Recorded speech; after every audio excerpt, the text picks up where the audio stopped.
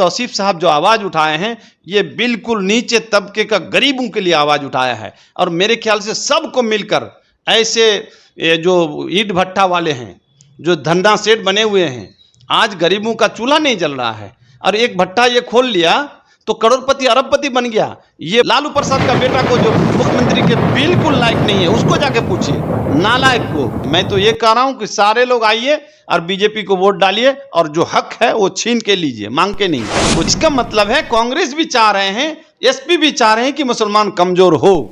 और मैं तो शुक्रिया अदा करता हूं इस बीजेपी का कि कभी हम लोग उसको वोट देने का कोशिश नहीं किया। यही हमारे लीडर ने हमको समझा दिया कि तुम्हारा दुश्मन है, तुम्हारा दुश्मन है, तुम्हारा दुश्मन है, और हमको उससे दूर रखा। फिर भी जब जब हम लोग उस पार्टी में गए तब तब हम लोगों को इज्जत मिली है। जो सर कहा जाता है कि मुसलमानों को एंटी बीजेपी ही समझा जाता है, इसी वजह से मुसलमान भी बीजेपी को अपने खिलाफ ही समझती है कि बीजेपी अगर सरकार में आई तो कुछ हो या ना हो मुसलमानों को टारगेट करेगी। और कहीं ना कहीं छोटे मोटे वाक़यात को देख करके ऐसा लग भी रहा है। तो इस मामले को लेकर के आप क्या कहेंगे? देखिए, बीजेपी के सरकार में मैं तो देखा हूँ, इससे पहले भी देखा हूँ, 40-42 साल उम्र है तो, और सरकार को भी मैंने देखा, और बहुत कम उम्र से ही राजनीति को थोड़ा बहुत समझता हूँ मैं। तो मैंने देखा है कि अगर इस देश को दंगा दिया है तो कांग्रेस ने दिया है। मुसलमानों को अगर दंगाई में मारा है तो कांग्रेस ने मारा है। ये बीजेपी के सरकार में एक दंगा जरूर हुआ है, वो है गुजरात का दंगा। उस दंगे में सब लोग मरे हैं। वो जो दंगा हुई थी, हुकूमत लेकिन कांग्रेस की थी, और कांग्रेस ठिकरा फोड़ा है किसका? बीजेपी का। तो मैं कहता हूं कि अब जब आपकी सरकार में दंगा होगी और आप ठिकरा फोड़ेंगे कि बीजेपी पर, तो फिर आपको वोट देके मेरा क्या फायदा है? आज मैं आपको और एक बात बता रहा हूं, आप बताइए, ये कांग्रेस, ये आरजेडी, ये एसपी, ये बीएसपी, ये ममता बनर्जी, ये सारे लोग बोल रहे हैं कि बीजेपी मुसलमानों का दुश्मन है। तो भाई इतने बड़े मजबूत विपक्ष रह के मुसलमानों को मारा जा रहा है, आप क्या कर रहे हैं? आपने आवाज उठाया? आप क्यों नहीं आवाज उठा रहे हैं? वो आवाज नहीं उठाएंगे। वो आपको देख रहे हैं कि आप कितना कट रहे हो, कटो। मैं सिर्फ मुद्दा उठाऊंगा कि देखो मुसलमानों को मार रहा है, तो मार रहा है तो बचाने को अलग कौन है? जब आप बचा ही नहीं पाते हो तो आपके साथ हम क्यों हैं, क्यों रहेंगे? आज आजम खान को बर्बाद कर दिया, वो मुसलमान थे, किसने आवाज उठाया? क्या एसपी ने आवाज उठाया? नहीं उठाया। क्या कांग्रेस ने आवाज उठाया? नहीं उठाया। अगर आवाज उठाए होते तो आज आजम खान बर्बाद नहीं हुए होते। अब अच्छा क्या खराब क्या उसका अलग बात है, लेकिन आप तो उसके बारे में बोल रहे हैं ना कि मुसलमान को नुकसान किया। अब क्यों नुकसान किया, काहे किया, ये आवाज कौन उठाएंगे? इसका मतलब है कांग्रेस भी चाह रहे हैं, एसपी भी चाह रहे हैं कि मुसलमान कमजोर हो। और जहां तक बीजेपी की सवाल है, मैं एक सिंपल सवाल में अक्सर लोगों को बोलता हूं कि आप एक मुखिया लड़के दिखा दीजिए, और आप 4 भाई हैं, 3 भाई आपको सपोर्ट किया, 2 भाई आपको सपोर्ट किया, 1 भाई सपोर्ट नहीं किया। आप अगर मुखिया हार गए तो उस भाई पर भी वार करते हैं, क्यों? कि उसने सपोर्ट नहीं किया। लेकिन मैं तो शुक्रिया अदा करता हूं इस बीजेपी का कि कभी हम लोग उसको वोट देने का कोशिश नहीं किया। यही हमारे लीडर ने हमको समझा दिया कि तुम्हारा दुश्मन है, तुम्हारा दुश्मन है, तुम्हारा दुश्मन है, और हमको उससे दूर रखा। फिर भी जब जब हम लोग उस पार्टी में गए तब तब हम लोगों को इज्जत मिली है। जो इस पार्टी में गया, एमजी अकबर साहब थे, बहुत विद्वान थे, वो अच्छे पोस्ट पर थे। मुख्तार अब्बास नकवी साहब थे, वो अच्छे पोस्ट पर थे। अब लोगों का ये कहना उसको हटा दिया। भाई हर दिन वही रहेगा क्या? और सब लीडर थे, हट गए हैं। हिंदू के भी लीडर थे, वो हट गए हैं, आज दूसरे लोग आए हैं। तो कोई थे फिर आए हैं। शाहनवाज हुसैन साहब थे, बहुत 7 मंत्री बन चुके थे। वो 7 मंत्रालय उसको मिली थी, अभी तो मंत्री थे वो, उद्योग मंत्री। तो इस तरह का अब हर दिन आपको नहीं बनाया जाएगा ना। मैं आज हूं, कल हो सकता मुझे ना बनाए, मुझे ना रखे। मुझे आज टिकट दिया था, कल हो सकता दूसरे को दे। इसलिए ये मुद्दा खड़ना सही बात नहीं है। राजनीतिक में उरूज पर कुछ दिन रहता है, फिर जवाल आता है, ये अक्सर चीजों में होता है। इसलिए बीजेपी को जो बदनाम कर रहे हैं कुछ गलत तो इसलिए भी शायद करते होंगे बीजेपी के लोग कि हमको वोट नहीं डालते हैं। और सही बात भी है कि हम लोग 2-4-5% ही वोट डाल पाते हैं, ज़्यादा नहीं डालते हैं। मैं तो ये कह रहा हूँ कि सारे लोग आइए और बीजेपी को वोट डालिए, और जो हक है वो छीन के लीजिए, मांग के नहीं, वो छीन के लीजिए। जब तक आप छीनने का कोशिश नहीं कीजिएगा, लेकिन हक मांगने के लिए आपको कर्तव्य भी करना होगा। सिर्फ आप हक मारिएगा और काम नहीं कीजिएगा, कर्तव्य नहीं कीजिएगा और अधिकार जमाइएगा तो नहीं हो पाएगा। सर, आप जो है अपनी तरफ से आप कह रहे हैं कि बीजेपी को वोट कीजिए या बीजेपी को सपोर्ट कीजिए तो आपका काम करेगा। बीजेपी की हुकूमत सेंट्रल में जब से है तो हम देख रहे हैं, अभी यूपी की बात देखें तो वहाँ जो बुलडोज़र का मामला है, और इसी तरीके से दिल्ली में शाहीन बाग का जो एरिया है, और इस वक्त पूरी दुनिया जब ईद मनाने की तैयारी में है तो शाहीन बाग के लोग अपने मकान को बचाने और अपने घरों को बचाने की फ़िक्र में पड़े हुए हैं। वहाँ भी इस वक्त स्टेट लेवल पे भी उस हुकूमत जो है वो बीजेपी की है और सेंटर पे भी बीजेपी की हुकूमत है। ऐसी सूरत में लोगों के मन में तो ये सवाल होता ही होगा ना कि बीजेपी जो है मुसलमानों के ख़िलाफ़ या मुसलमान आबादियों के ख़िलाफ़, जहाँ जहाँ भी बुलडोज़र का मामला हुआ है वहाँ पर मुस्लिम बहुल एरिया में ही ऐसा मामला पेश आया है। तो आप इस मामले को लेकर क्या कहेंगे? देखिए, जिसका पुख्ता सबूत मेरे पास नहीं है, हम भी देख रहे हैं सोशल मीडिया में, पुख्ता सबूत नहीं है। लेकिन मैं एक बात और कहता हूं कि 2014 में जब बीजेपी की सरकार आई तो बीजेपी ने एक बिल पास कर रहे थे, क्या, भूमि अधिग्रहण बिल, आप सुने होंगे, भूमि अधिग्रहण बिल। वो बिल पास कर रहे थे और कांग्रेस की सीट कितनी थी? सिर्फ 40 सीट जीते हुए थे उस वक्त 2014 में, सिर्फ 40 कांग्रेस जीती हुई थी। वो 40 सांसद मिलके भूमि अधिग्रहण बिल को पास होने नहीं दिया, सिर्फ 40। और आज मुसलमानों की आबादी 25 से 30 करोड़ आबादी है, और जिसका वोट कांग्रेस ले रहे हैं, यानी 80% कांग्रेस को जा रहा है पूरे हिंदुस्तान में। और मुसलमानों पर बुलडोजर चल रहा है। कांग्रेस के 140 सांसद हैं, 40 सांसद मिलके भूमि अधिग्रहण बिल पास होने नहीं दिया, इसलिए कि 100% भूमि अधिग्रहण जो होता, भूमि लिया जाता, वो बड़े बड़े बिल्डिंग जो गिरता उसमें, वो कांग्रेस की ही गिरती, यानी कांग्रेस पार्टी की ही वो संपत्ति होती। इसलिए उस बिल को पास होने नहीं दिया 40 आदमी मिलके। आज 140 सिर्फ कांग्रेस के पास है, सब मिला के इंडिया का 240 है, लगभग 200 कुछ है।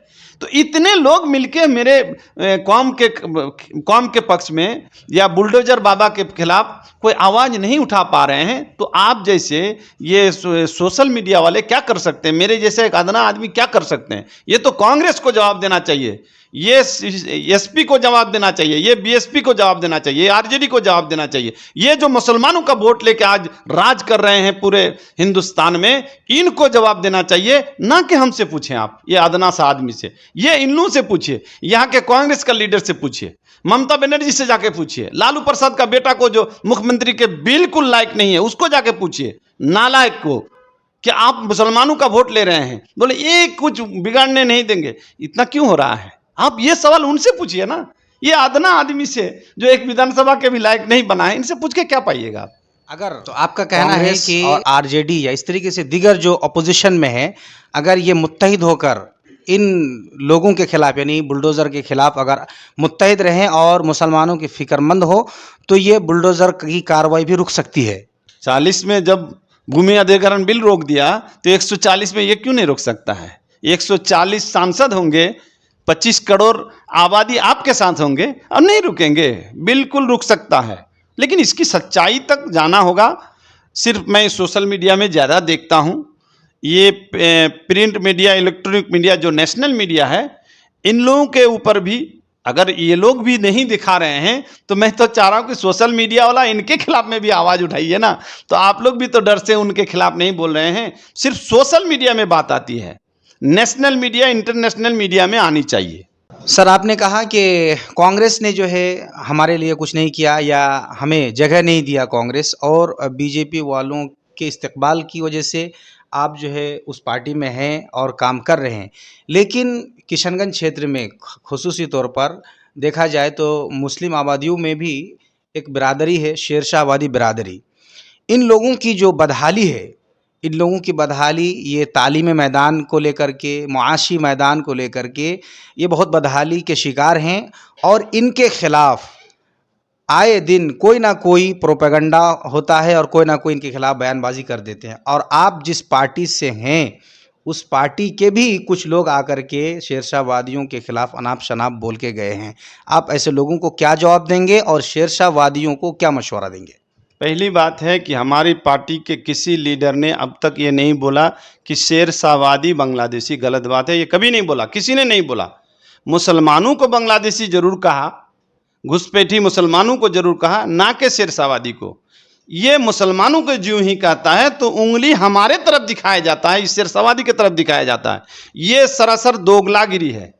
और अगर कोई लीडर यहाँ आके हमारे खिलाफ अगर बोलते हैं, मान के चलिए कहीं नहीं बोला, मैंने नहीं देखा, जबकि हमारे जब एक आदमी वो जो क्या बोलते हैं जीतन राम मांझी जी बोल के गए थे, तो हमारे जिला के जो जिला अध्यक्ष हैं बीजेपी के, उसने कहा था कि शेरशाहवादियों को हम 1972 से पहले बांग्लादेशी बोलते थे, लेकिन अटल सरकार ने इन लोगों को आरक्षण दिया। बीजेपी सरकार ने इनको आरक्षण दिया, एनेक्सर 1 में जगह दिया सेंट्रल में, और बिहार में तो हम हैं ही। तो इसने स्पष्ट कर दिया कि हम लोग इन लोगों को बांग्लादेशी नहीं कहते हैं। लेकिन अगर कोई कहता है, कोई भी लीडर, किसी भी जात, किसी भी धर्म के, किसी भी पार्टी के, तो मैं जिसको वोट देके आज 1952 से लेके 2025 तक जो वोट देके जिता के रखे हैं, जिस लीडरों को, वो क्या कर रहे हैं, वो हमारे पक्ष में क्यों नहीं बोल रहे हैं। लेकिन मैं आपको स्पष्ट कर रहा हूं कि कोई भी नेता, खास करके एनडीए के कोई नेता, हम लोगों को ये बांग्लादेशी, घुसपैठी या शेरशाहवादी को गलत शब्द नहीं कह रहे हैं। अगर कह रहे हैं तो यहीं के कुछ दूसरे बिरादरी के लोग, दूसरे जात के लोग उनको भड़का के हमारे लोगों को बेवकूफ़ बनाने के लिए, डर दिखाने के लिए इस तरह का बयानबाजी करवाते हैं। तो ऐसी सूरत में आप अपनी बिरादरी को, शेरशाहवादी बिरादरी को क्या मशवरा देंगे? शेरशाहवादी बिरादरी को मैं शुरू से भी कह रहा हूँ, आज भी कह रहा हूँ कि आपकी जो मजबूती है वो पहला तो है कि जिसमें कुरान ने कहा है, हदीस में जो कहा है, इल्म हासिल करना फ़र्ज है, और उस फ़र्ज को ये शेरशाहवादी छोड़ चुके हैं। इनका जो बायोलॉज है उसमें पहला है तालीम और कलमा। अब कलमा पढ़ने वाला गोया के मुसलमान हो गए, और जब आप मुसलमान हो गए तो आप पर इल्म हासिल करना फ़र्ज हो गया। तो इल्म हासिल करना फ़र्ज है, लेकिन हमारे लोग, मैं देखा हूँ कि 15% भी पढ़े लिखे नहीं थे। आज अल्हम्दुलिल्लाह साक्षर हुए हैं 50% के करीब। 50% हमारा आज भी तालीम याफ्ता नहीं है। इसलिए पहले तो आप तालीम हासिल कीजिए। तालीम जब आपके अंदर आ जाएगी तो सियासत में और भी दीगर जो भी हमारा जो हक लेने की जगह है, IAS IPS बनने में या हमारे किसी आयोग में जगह हमको मिल जाएगी। हम जब तक तालीम हासिल नहीं करेंगे और सूझबूझ के साथ काम नहीं करेंगे, किसी के बहकावे में अगर आ जाएंगे और उसके बहकावे पर बात करेंगे, तो आप राजनीतिक हिस्सेदारी ले सकते हैं ना, तालीमी हिस्से ले सकते हैं ना, किसी बड़े पोस्ट में आप जा सकते हैं। इसलिए तालीम हासिल करें और सूझबूझ के काम करें और अपने में इत्तेफाक रखें, तभी आपका कोई भला हो सकता है। और जो आपको चाह रहे हैं उसको आप चाहिए, जो आपको भड़काने के लिए आते हैं उसके पक्ष में ना जाएं। तो सर, आपका जो है किशनगंज क्षेत्र से, किशनगंज लोक विधानसभा से बीजेपी के उम्मीदवार के रूप में यहाँ की जो समीकरण है, यहाँ की वोट परसेंटेज अगर देखा जाए तो बीजेपी के जो वोट परसेंटेज हैं वो उससे वो कामयाब अब तक नहीं हो पा रही है। तो क्या यहाँ ऐसा मुमकिन है कि किसी मुस्लिम कैंडिडेट को टिकट दे करके बीजेपी किशनगंज में वो अपनी सीट में बदलाव किसी कैंडिडेट में बदलाव ला करके ये सीट अपना हासिल कर सकती है? आप इस बार देखते जाइए 2025, मेरा दावा है कि 2025 हर हाल में चारों सीट एनडीए के खाते में जाएगा। इसलिए जाएगा कि एनडीए के विरोध में बोल बोल के पूरे हिंदुस्तान के नक्शे से ही किशनगंज को अलग करके रखा है। लेकिन अगर कुछ विकास हुआ है तो इस एनडीए सरकार में हुआ है, नीतीश कुमार जी ने किया है। और आज रोड पुल पुलिया जितना आप देख रहे हैं ये नीतीश कुमार का देन है। इसलिए ये भ्रम ख़त्म कर दें। ये कांग्रेस वाले, आरजेडी वाले और भी पार्टी, दीगर पार्टी वाले ये भ्रम छोड़ दें। अभी एक पार्टी हमारी आई है जो मुसलमानों को भड़का के कुछ बात करना चाह रहे हैं। मैं तो कह रहा हूँ अच्छी बात है, अच्छी बात है। आप मुसलमानों के हित में काम करने आए हैं तो काम करके दिखाइए, बोलने से सिर्फ नहीं होगा।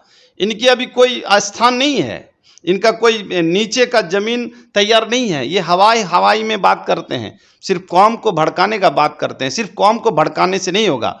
आप आज जनसुराज जो आई है, एक पार्टी है जनसुराज, इनका एक अच्छा ये देखें कि नहीं कि जिसकी आबादी उसकी उतनी हिस्सेदारी।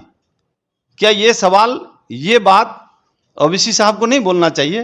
अब तक नहीं बोल रहे हैं। आप हिंदू, मुस्लिम, सिख, ईसाई को लेके चलिए। अगर उसको नहीं भी आप लेके चल रहे हैं तो अपने कौम में जो हर बिरादरी के लोग हैं, यहाँ जो दबे कुचले बिरादरी के लोग हैं, इनको भी हिस्सेदारी देनी चाहिए ना। ये तो अपना हिस्सेदारी नहीं दे रहे हैं। और दूसरी बात है कि इन लोगों का, देखिए ये लोग पैसे पे बिक जाते हैं। पैसा तो सबको चाहिए, लेकिन अब बिकना अच्छी बात नहीं है। कैंडिडेट देखिए और तय करिए, और जिसकी जितनी आबादी उतनी हिस्सेदारी दीजिए, तब समझ में आएगा कि नहीं आप अच्छा करने आए हैं। हमको अब तक नहीं लग रहा है कि अच्छा करेंगे, इसलिए हम एमआईएम को अभी भी बहुत मजबूत स्थिति में नहीं देख रहे हैं। और कांग्रेस और आरजेडी बहुत लूट चुका है, बहुत हम लोगों को दबा चुका है, हिंदुस्तान के नक्शे से बिल्कुल अलग करके रखा है। इसलिए मजबूत, अगर हिंदुस्तान के नक्शे में हमको मजबूती से आना होगा तो एनडीए का साथ देना होगा, क्योंकि सेंट्रल में इसकी सरकार है और बिहार में भी इसकी सरकार आने वाली है। इसलिए मुसलमानों को चाहिए, किसी जात नहीं, सिर्फ मैं सिरसावादी को नहीं बोल रहा हूँ, सारे बिरादरी को बोल रहा हूँ कि आप 70 साल तक, 75 साल तक आप दूसरे पार्टी को देख के आए हैं। इस बार जम के किशनगंज एक आवाज उठा के एनडीए को सपोर्ट कर दीजिए। और मैं वादा करता हूं, अब्दुल रहमान ये वादा करता है, अगर 4 सीट हम लोग जीत गए ना, किशनगंज को हिंदुस्तान के नक्शे में ला देंगे और इंशाल्लाह विकास करके हम लोग दिखा सर, बेरोजगारी के ताल्लुक से खुसूसी तौर पर बिहार बहुत पीछे है, और किशनगंज का एरिया जो कि बॉर्डर से मिला हुआ एरिया है, यहाँ बहुत ज़्यादा बेरोजगारी है। तो बेरोजगारी के ताल्लुक से क्या कहेंगे? देखिए इसका तो एक ही जवाब आता है, लास्ट तक यही बात आती है कि बेरोजगारी तो आपके अंदर तालीम कम है, आप राजनीतिक हिस्सेदारी में कम जगह है। राजनीतिक हिस्सेदारी में जगह बनाएंगे तभी ना इंडस्ट्री वगैरह आ गया। आप राजनीतिक में हैं ही नहीं, जिसकी सरकार बनती है उसके विरोध में आप रहते हैं, तो आपके यहाँ कोई काम नहीं होता है। आज नीतीश की सरकार में बहुत सब हुआ है, बहुत सब फैक्ट्री हमारे यहाँ लगी है, बहुत सब लगने वाला था। ये शाहनवाज सब मंत्री थे और अचानक पलट के नीतीश जी उधर चले गए, फिर मंत्री से हट गए, तो बहुत सब काम फिर रुक गया। इसलिए सरकार में हिस्सेदारी आप बने रहेंगे और तालीम में ध्यान देंगे, तब आपकी बेरोज़गारी कम हो सकती है। वरना देखिए बेरोज़गारी का जहाँ तक सवाल है कि पढ़ लिख के आदमी सिर्फ नौकरी ही करेंगे तो नहीं हो सकता है। सारे लोग नौकरी करेंगे तो थोड़ी हो सकता है। तो आदमी अगर पढ़ा लिखा होगा तो बेरोज़गारी ऐसे भी दूर हो सकती है। सर, आखिरी सवाल यह है कि अभी कुछ दिन से 2-4 रोज़ से एक वीडियो बहुत वायरल हो रहा है।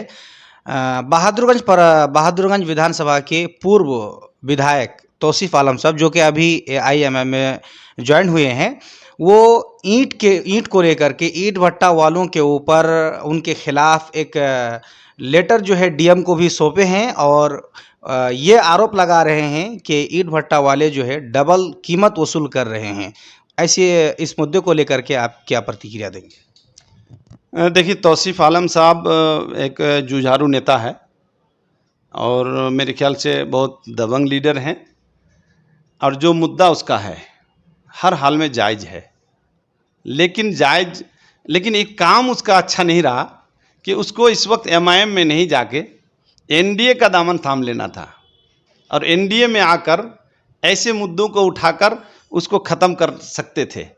लेकिन वो गलत जगह चले गए हैं। MIM में जाकर अपने जो मजबूती है ना उसको मेरे ख्याल से कमज़ोर कर लिए हैं। लेकिन जो इनका जो मुद्दा है, इसने जो मुद्दा उठाया है, ये आम आदमी का मुद्दा है, एक गरीब का मुद्दा है।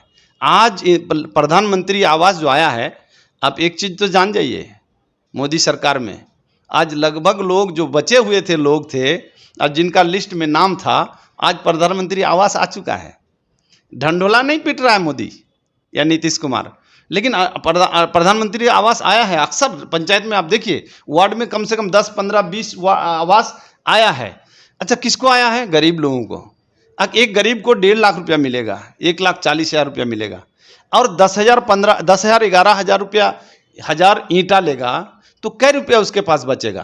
तो ये तौसीफ साहब जो आवाज़ उठाए हैं, ये बिल्कुल नीचे तबके का गरीबों के लिए आवाज़ उठाया है। और मेरे ख्याल से सबको मिलकर ऐसे जो ईंट भट्टा वाले हैं, जो धंधा सेठ बने हुए हैं, आज गरीबों का चूल्हा नहीं जल रहा है, और एक भट्टा ये खोल लिया तो करोड़पति अरबपति बन गया। ये बालू कहाँ से लाता है, इसका रॉयल्टी कहाँ है, ईंटा बेचता है, इसका जीएसटी कहाँ देता है, इसका किसी को पता है? किसी को पता नहीं है। हमने तो उस दिन देखा सोशल मीडिया में कि फिर वही भट्ठा वाले जो चोरी करते हैं, जो 6,000, 7,000 में बिकना चाहिए, 11,000 और 12,000 बेचता है, वो तौसीफ आलम के खिलाफ में वो आवाज़ उठाए हैं। तो अवाम को चाहिए, देखिए, बिरादरी या कौम, इलाका पीछे होने का कारण भी यही है कि जो लूट के खा रहा है वो आज आवाज उठा के एक साथ होके, चोर चोर मुसेरा भाई होके, वो इनके खिलाफ आवाज उठा रहे हैं, इनके खिलाफ बोल रहे हैं कि कोयला वाला। मैं कहता हूं कि अगर तौसीफ कोयला बेचता है तो तुम उसके खिलाफ आवाज उठाओ ना, कि तौसीफ कोयला बेचता है, कोयला का ये रेट है, वो कम होना चाहिए। आप भी आवाज उठाओ ना कि उसको धमकी देना, उसके ऊपर एफआईआर करना, ये कहाँ की इंसाफ है? ये तौसीफ साहब का बिल्कुल सही सवाल है और इस पे अमल होना चाहिए। मैंने तो वो भी देखा कि तौसीफ साहब डीएम को दिए हैं, लेकिन बहुत कुछ होने वाला नहीं है। यहाँ का जो लीडर हैं, जो लोग जीते हुए हैं ना, सब पीसी खाने वाले हैं। ये पीसी खा लेंगे वही भट्टा वाले से और दब जाएगा। लेकिन अवाम को होना चाहिए। मैं तो कहता हूं कि 20 लाख की आबादी है तो हर एक आबादी को, हर के घर में मोबाइल है, सबको सपोर्ट करना चाहिए तौसीफ आलम को कि ये बहुत सही आवाज़ है। जो प्रधानमंत्री आवास जो 1.5 लाख में बनना है, कम से कम 6,000 करके ईंटा होगा तो वो घर बन जाएगा गरीबों का। ये गरीबों का घर बनाने के लिए आवाज़ है, ये सही आवाज़ है, मैं उसको सपोर्ट करता हूँ। सर, 1.5 लाख प्रधानमंत्री आवास के लिए जो आता आप बोले, इसमें जो आवास पाने वाले हैं उनको 1.5 लाख रुपए भी नहीं मिलता है। यहाँ भी एक कमीशन लोग जो है, जो प्रतिनिधि है ग्राम के, पंचायत के, उन लोगों का काट के तो 1,20,000 रुपये तक ही पहुँच पाता है। उस बीच में भी अगर इस तरह की महंगाई हो तो लोगों को परेशानी होती है। लेकिन जो कमीशन के नाम पर जो प्रतिनिधि लेते हैं, क्या ये कहाँ तक दुरुस्त है? देखिए, मेरी पत्नी भी मुखिया थी 2016 से 2021 तक। आप पूरे प्रखंड में पता करिए, मैं जब मुखिया प्रतिनिधि था, पूरे प्रखंड का 10 मुखिया, 10 मुखिया को ये हम लोगों ने कह दिया था कि कोई मुखिया 1 रुपया नहीं ले पाएगा और कोई बीडीओ 1 रुपया नहीं लेगा। हमारे प्रखंड में 1 रुपया भी उस 5 साल में नहीं लिया था बीडीओ, ना कोई मुखिया लिया था। हाँ, मेंबर का काम था दौड़ना धूपना, कागज जमा करना। तो हम लोगों ने तय कर दिया था कि भाई दौड़ने के लिए ये बात हम बोलेंगे तो बोले आप भी रिश्वत दिलाए। रिश्वत नहीं भाई, खटने के लिए कुछ देना पड़ता है। लेकिन ये जो घोटाला हो रहा है, 1,40,000 में 40,000 ही ले लेता है, ये मोदी नहीं कर रहे हैं ना, ये नीतीश कुमार नहीं कर रहे हैं ना, ये कांग्रेस की सरकार है। यहाँ किशनगंज में किसकी सरकार है? यूपीए की। क्योंकि भाई स्टेट में अलग सरकार है ना, स्टेट में मुख्यमंत्री एनडीए का है, लेकिन जिला में क्या है? हमारे किशनगंज जिला में कौन है? बीजेपी की सरकार तो नहीं है, बीजेपी का एमएलए तो नहीं है, बीजेपी का एमपी तो नहीं है, बीजेपी का प्रमुख तो नहीं है, बीजेपी का जिला चेयरमैन तो नहीं है। ये सारे जिला चेयरमैन, प्रमुख, मुखिया, मेंबर, ये सारे हमारे लोग हैं, अपने लोगों को लूट रहे हैं। जब तक आप अपने लोगों को लूटना बंद नहीं करेंगे तब तरक्की कैसे करेंगे?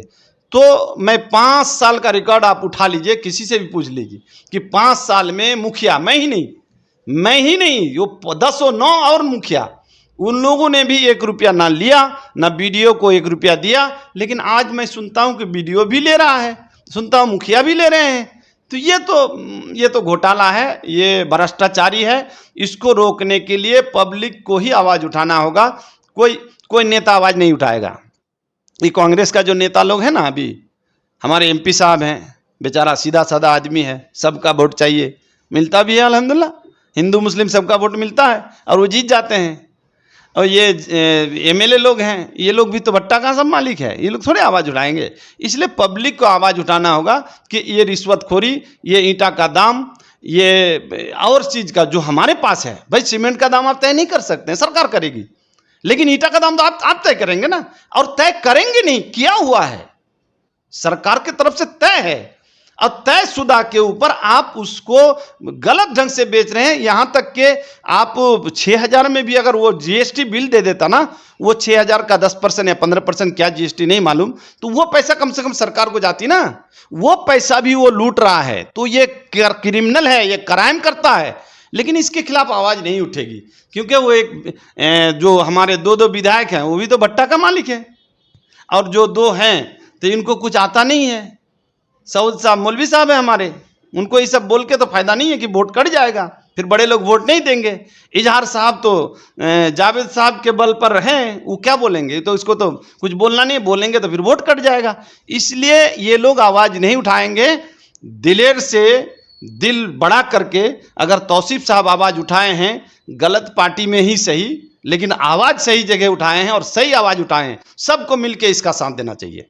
एक आखिरी सवाल किशनगंज वासियों के लिए, आप क्या उनको सुझाव देंगे? और ये चूँकि सीमा से जुड़ा हुआ इलाका है और यहाँ नशीली पदार्थ का बहुत ज़्यादा सेवन हो रहा है, ये सब चीज़ों को लेकर के भी आप आवाम को क्या संदेश देंगे? देखिए, पहली बात तो मैं यही कहा हूँ कि हिंदुस्तान के नक्शे में किशनगंज बिल्कुल नहीं है, इसलिए कि गरीब है, अनपढ़ है, बेरोज़गार है, और इसको करके रखने वाला ये कांग्रेस की सरकार है, आरजेडी की सरकार है, और मुसलमान खास करके एसटी एससी और मुसलमान, इन लोगों ने अक्सर सरकार के खिलाफ आवाज़ उठवाया इन लोगों से, और फिर धन्ना सेठ बड़े लोग फिर उस पार्टी में जाके बैठ गया। जो कांग्रेस में थे वही लोग आज बीजेपी में जाके बैठे हुए हैं, सत्ता में बैठे हुए हैं। विरोध कौन कर रहे हैं? जो कांग्रेस का विरोध कर रहा था, सरकार में कांग्रेस में थी तब, वही लोग फिर अब बीजेपी का विरोध कर रहा है। तो विरोध करने का जिम्मेदारी एसटी एससी और मुसलमान ले लिया है। इससे बाहर आएं, तालीम पे फोकस करें, तभी आप अपना हक ले सकते हैं। सत्ता आपकी नहीं होगी तो आप हक नहीं ले सकते हैं, तालीम याफ्ता आप नहीं होंगे तो आप हक नहीं ले सकते हैं, आईएएस आईपीएस आप नहीं बनाएंगे तो आप बड़े पोस्ट पर नहीं बैठ सकते हैं, सरकारी काम पे आपका पहरा नहीं हो सकता है। मेरा यही मानना है कि सरकार जिसकी हो सपोर्ट करिए, सरकार अच्छा ना करे तो उसको वोट देकर विरोध करके उसको हराने का कोशिश करें। फिर जिसकी सरकार बने, 5 साल बन जाएगी सरकार, तो उसके पक्ष में रहिए और अपना विकास कीजिए, तभी ये किशनगंज तरक्की कर सकता है, तभी ये इलाका तरक्की कर सकता है, तभी ये कौम तरक्की कर सकती है, ये तभी ये जात, जो मैं शेरशाहवादी से बिलोंग करता हूँ और शेरशाहवादी का जिला सेक्रेटरी भी हूँ, तभी ये जात तरक्की कर सकती है। इसलिए मैं कहूँगा कि आप लोग इत्मीनान से रहें और अल्लाह पर भरोसा रखें। ये जो कुछ लोग जो हैं मोदी पर और नीतीश कुमार पर और कोई ये कांग्रेस पर और आरजेडी पर जो भरोसा कर लिया है, ये भी ईमान से कम हो चुका है, ईमान से लगभग हट चुका है। इसलिए इन लोगों पर ईमान ना रख के अल्लाह पर ईमान रखें और अपने काम में मशगूल रहें, हक की बात करें, हक काम करें, तो इंशाल्लाह ये इलाका तरक्की कर सकता है। चलिए, बहुत बहुत शुक्रिया आपका कि आप अपनी कीमती वक्त हमें दिए, इसके लिए आपका बहुत शुक्रिया। शुक्रिया।